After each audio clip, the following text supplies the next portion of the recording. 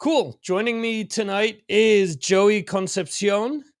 He's played a lot of different bands, but he just put out a solo album. And of course, I'm so prepared that I didn't write. Okay, it's Divine Technical Machines. I have it down lower in my questions here. I'm usually good at putting the name of the album at the top next to the name, and I messed that up, so I apologize. Oh, So it's all good. yeah, so through the years, you've been in a lot of different spots that would make musicians both envious and nervous. You've played with Dark Tranquility, Arch Enemy, and Jasta, amongst others. Um, how do you affront these things? Does it get you nervous, or is it just another gig for you? I think I'm always nervous, but it's like you go through it and it gets easier each time. Right, But yeah, it was a dream come true. Those experiences. right. I mean, it's easy for people to just say, "Oh, those are just metal bands," but you have to prepare differently for each one of these situations because, for example, those three bands, neither one of them are alike. Sure, they're metal, but Mhm. what Arch Enemy does isn't the same as what Jasta does solo, or what Dark Tranquility does. I mean, those Arch Enemy and Dark Tranquility are probably closer, but Uh, each one is their own beast. yeah, I have a lot of different tastes in music, and yeah, with knowing Jasta and Hatebreed, I discovered them in 2002. And at that time he was doing Headbangers Ball, and even Arch Right. Enemy was being played on those videos, and that's it started from all the way there, Headbangers Ball 2 edition. Right. And how do you get into these spots where you're considered for these positions? Is it through a specific band? Is it from releasing a specific album? Knowing people? How do you get these doors opened? I just have just been posting on social media for a very long time, and people find me on all these platforms, and ask me to fill in for their band or something, or play a guest solo or something, and it just kept going Oh wow, cool. for a long time. Yeah. Has there ever been a spot like this where you've tried and haven't gotten the gig? In ways, yeah. Well, I auditioned for Machine Head actually, Okay. and that was amazing. Um, it was with Carlos Cruz from Warbringer. Right. Yeah, and it was pretty close. But Okay. the next thing that I heard after that, Vog from Decapitated got it, and Yeah. he's also one of my favorite guitarists too. So I'm glad he's in there. Yeah. Okay. And what did you do? Just have to jam with Carlos to see if you were good for the spot, or did We played well, it started off as a process, and um just knowing people, I got the audition, and I just submitted a few videos that they had chosen to practice with an audition, and then they flew me out after those were passed through, and I was only there for literally a day and a half or so. huh, I flew out to the Bay Area, and then yeah, we jammed. I got to play with Rob Flynn and Jared McEachern, yeah. and Carlos Cruz, so I got to play with the whole band, and we it was incredible. So it was just a good time. We jammed on some Metallica riffs too, and just had fun, and it was just it was kind of chill, Yeah, yeah. but it was a great experience. Yeah, it seems as if when you hear about people trying for bands of that magnitude, and obviously you would know this better than I would because you were part of that process and you've been with, you've filled in with these other bands. But it always seems like with these bigger bands, they don't only want you to know their stuff. Hey, how chill is this guy? Does he know this song? Does he know that song? let's see how far we can push this and see if it's going to be a fit all around. Mm-hmm. Yeah. Okay.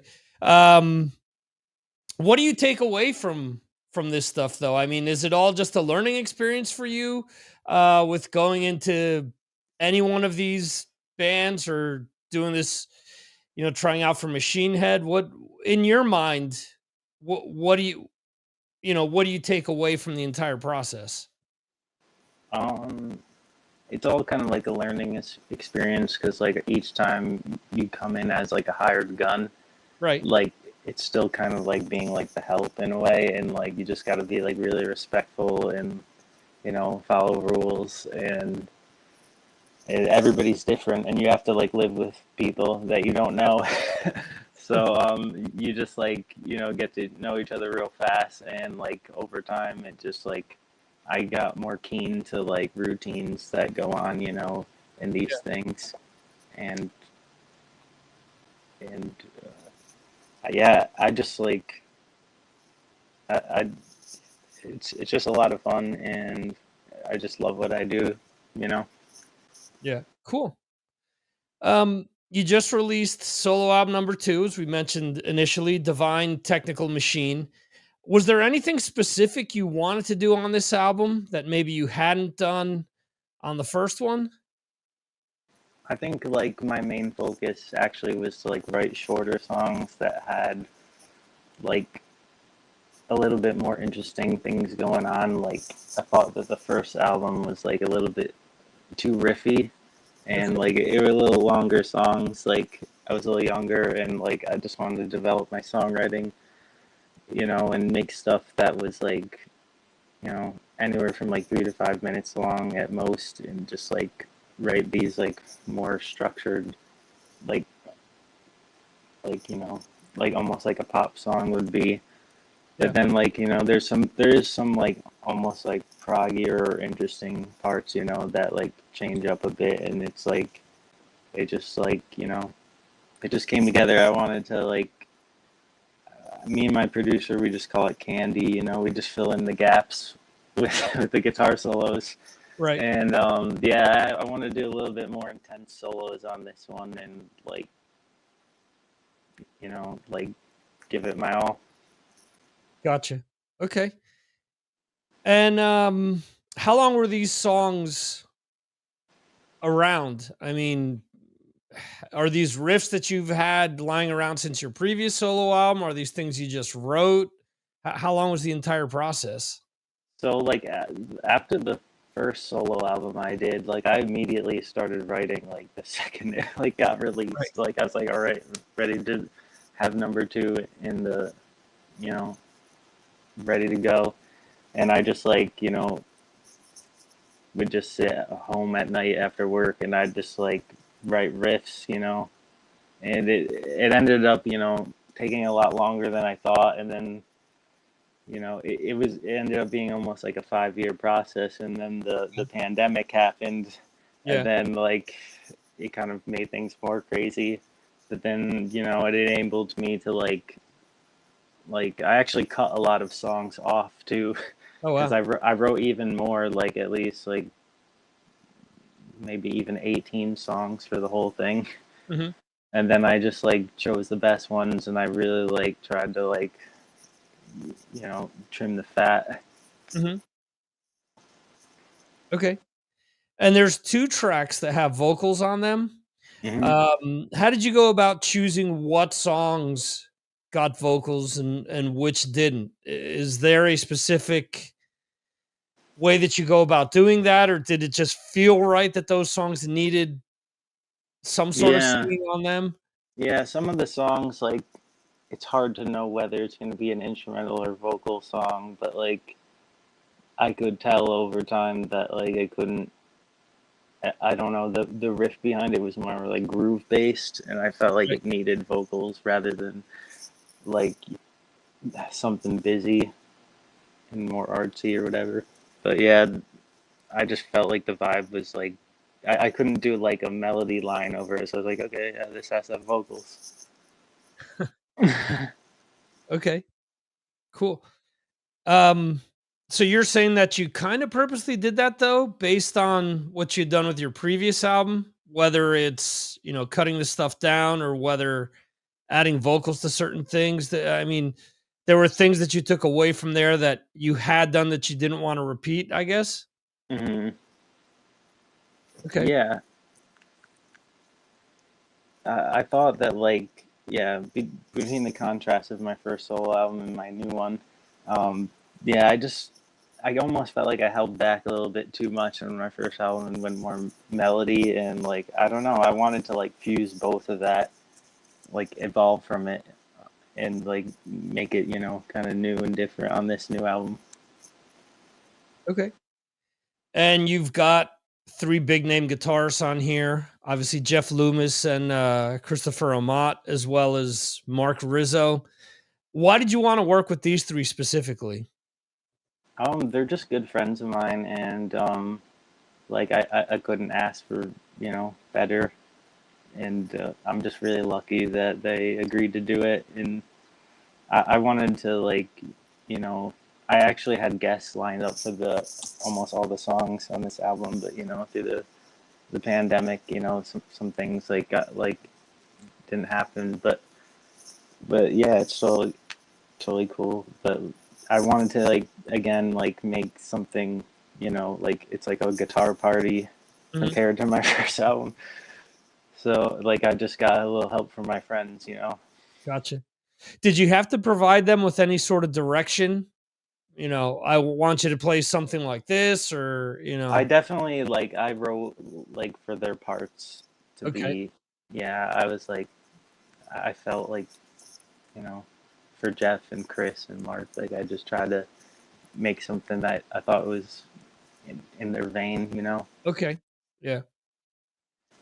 After receiving what they had recorded, did you feel at any point that maybe you had to up your game with any of the tracks and have to re-record things?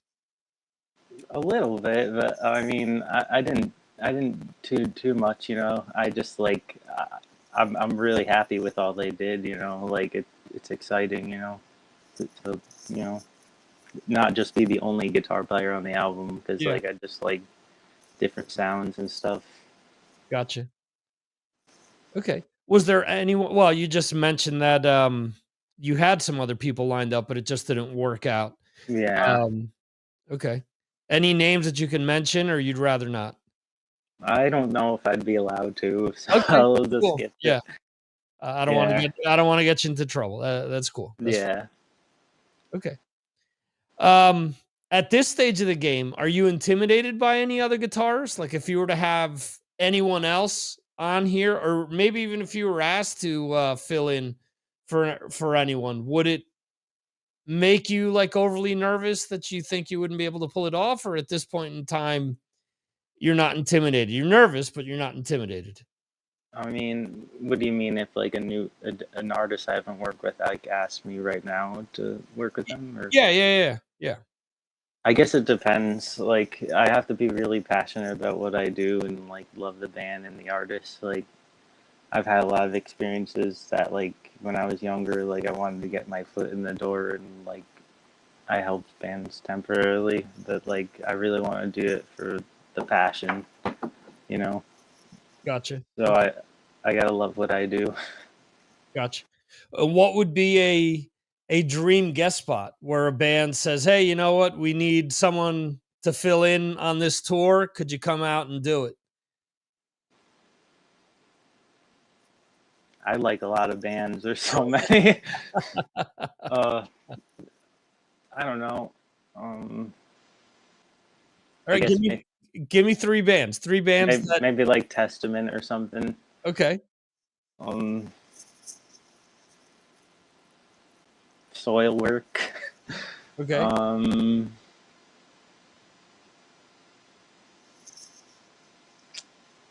hmm, I don't even know. okay. Those are 2, good Um, choices, though. yeah, Would it be easier for you to slip into the, Skolnick role or Eric Peterson role? I love Skolnick, so yeah, probably him. Okay, cool. Um, going back to the album, uh, did did you guys play, you and the producer, did you guys play and program all the music on the album, or did you have any other people come in and do drums and bass on it? Yeah, my friend Jeremy Kling, he's a bandmate of mine also in the band The Absence, Okay. uh, Tampa based Florida death metal, and yeah, he did the drums for the album, and um, just sent the files to me, and I mixed it here in Connecticut, Okay. and yeah, it was just kind of like he did like his own thing and like just shredded on it, and like I just came, I got the files, and then I edited it a bit with my stuff, and he's incredible drummer.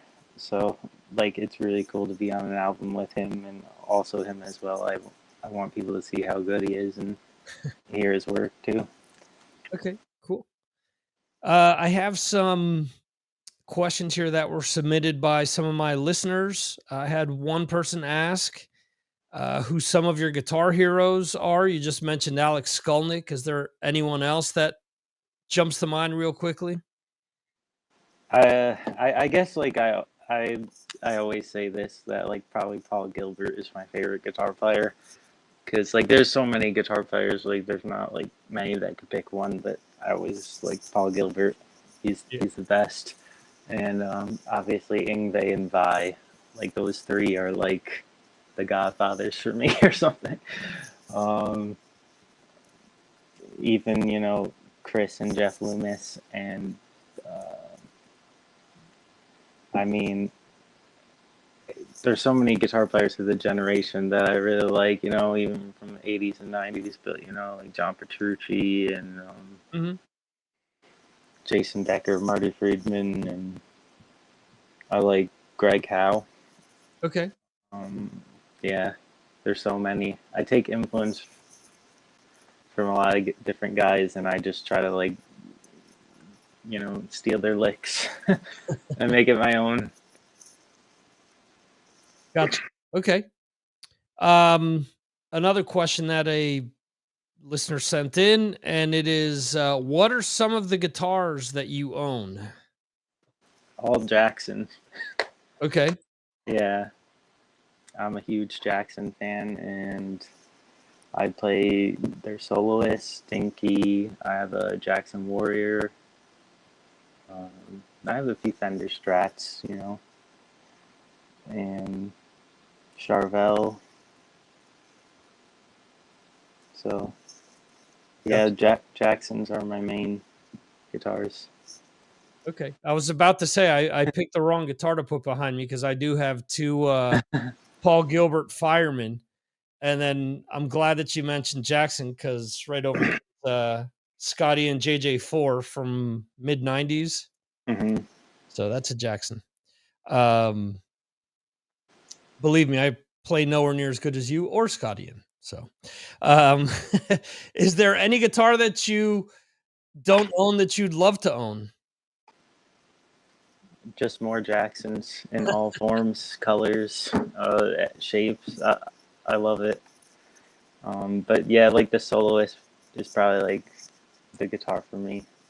Okay, cool. And where should people go to pick up Divine Technical Machines or Divine Technical Machines, singular, not plural, to ensure that the most amount of money gets in your pocket? Uh, I would say maybe Bandcamp. I think that the link is just bandcamp.com/Joey Concepcion or Joey Concepcion guitar. But even if you just Google it, Okay, Bandcamp is great. okay, cool. And we have Bandcamp Friday coming up, so that'll help you out I'm even glad. more. Thank you. Where should people go to keep up with what you have going on? I'm really active like on Instagram and Facebook. I'm not like huge into social media, honestly, but Okay. I just got like a TikTok and I'm trying to like ease my way in there, but like, I just do like some guitar videos and I just share, stuff like this, the interviews, and videos on my Instagram and Facebook. Hey, this is Joey Concepcion, and my new album, Divine Techno Machine, is out now, and you're listening to Signals from Mars.